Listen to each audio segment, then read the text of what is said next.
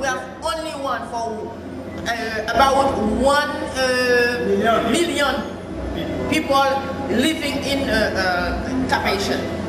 The next hospital is at Milo. It's at about 2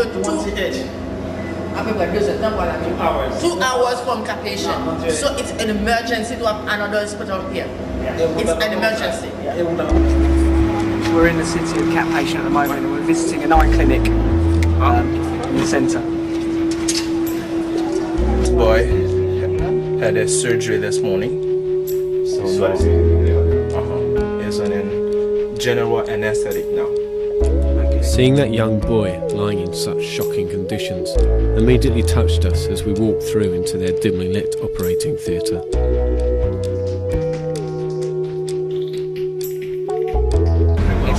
It seemed like it's one of the top eye clinics in the whole country, although they've only got one doctor and they have only one microscope. It's packed full of people from first light until 5 in the evening when it gets dark at the moment. And it seems that they're trying so hard. Okay, here we are at the hospital in Cap-Hatien. Just arrived, but obviously from the outside immediately you can see that it's not quite an English hospital.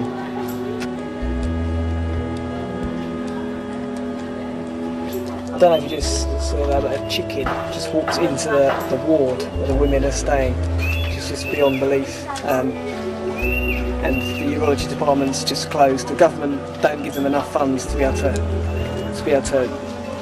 keep it open.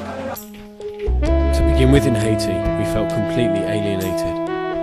We couldn't make sense of what we saw and felt strangely disconnected with the poverty that confronted us. But as we walked through the existing hospital, we couldn't help but be touched and challenged by its appalling state.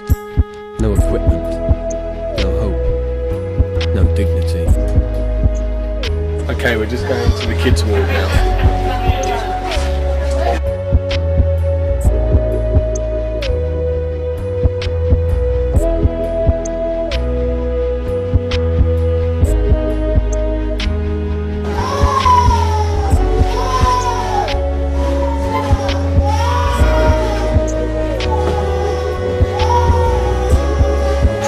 Yeah, malnutrition in this room.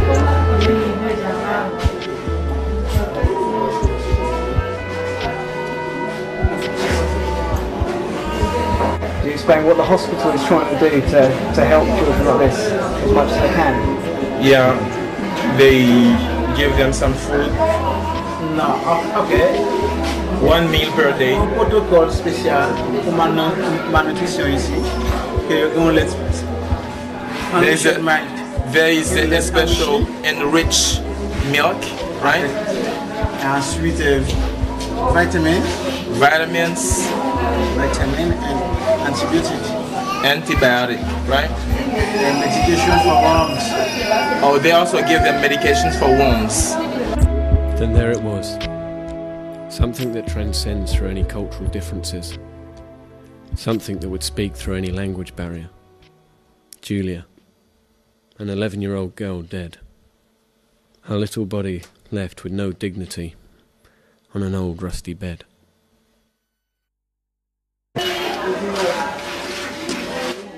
It must break the doctor's heart. Sure, Exactly. Can you explain how it makes them feel? The simple, when someone dies, when you know you could have done something. Est-ce que comme dit ça senti lorsque vous connaissez ça pour faire mon amour mais on l'aime pas gagner Frustration. He's frustrated because he knows what to do, but he cannot do because of lack of equipment. Okay. We've just been in the kids' ward, and we met. There was a girl who we'd walked past previously, covered over, and your mind kind of thinks, I wonder if she is okay or alive. And then we went back, and the doctor said her name was Julie and she was 11 years old and she had died because they knew exactly what was wrong with her, but they didn't have the equipment or the money to be able to do anything about it. It was as simple as that. They knew what to do, but they didn't have the equipment. And That is a common case. We saw another kid who was 2 years old but so malnourished that his legs were just like swollen beyond belief.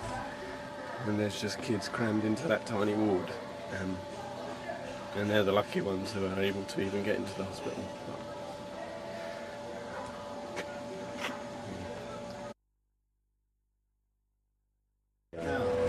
It's terrible. People well built.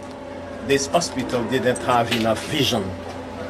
I think we have to do things differently.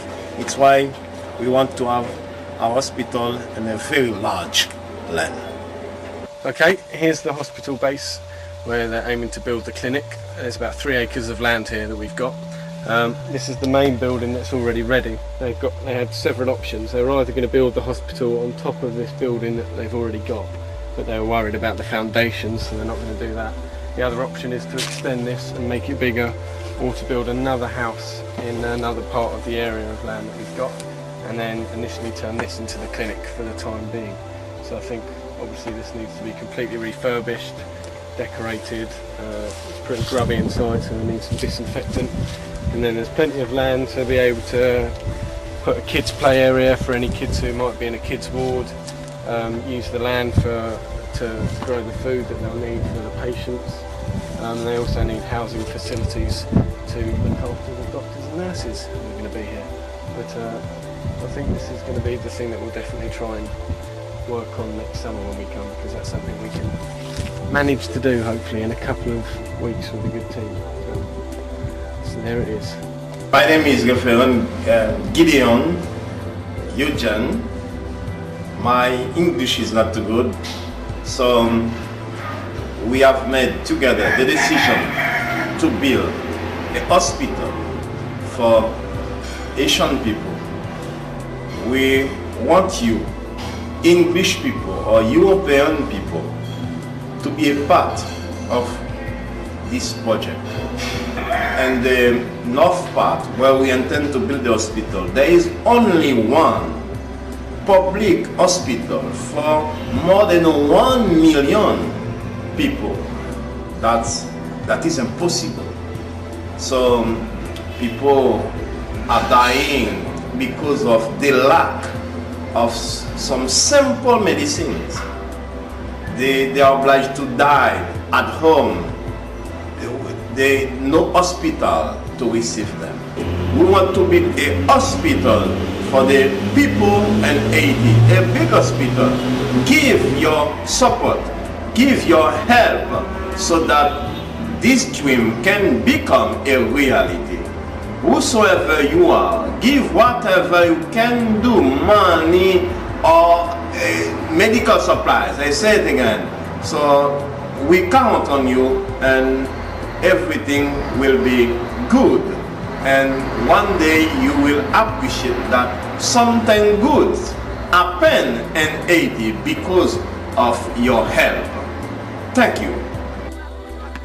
Despite feeling so helpless to begin with in Haiti, by the end we were filled with a real hope. And hope is one thing that Haiti needs. 40% of the population are less than 15 years old, and it is a matter of justice that in the 21st century world we're living in today, we give those children a better chance than Julia had, and ensure that they have the same chance of life as we do.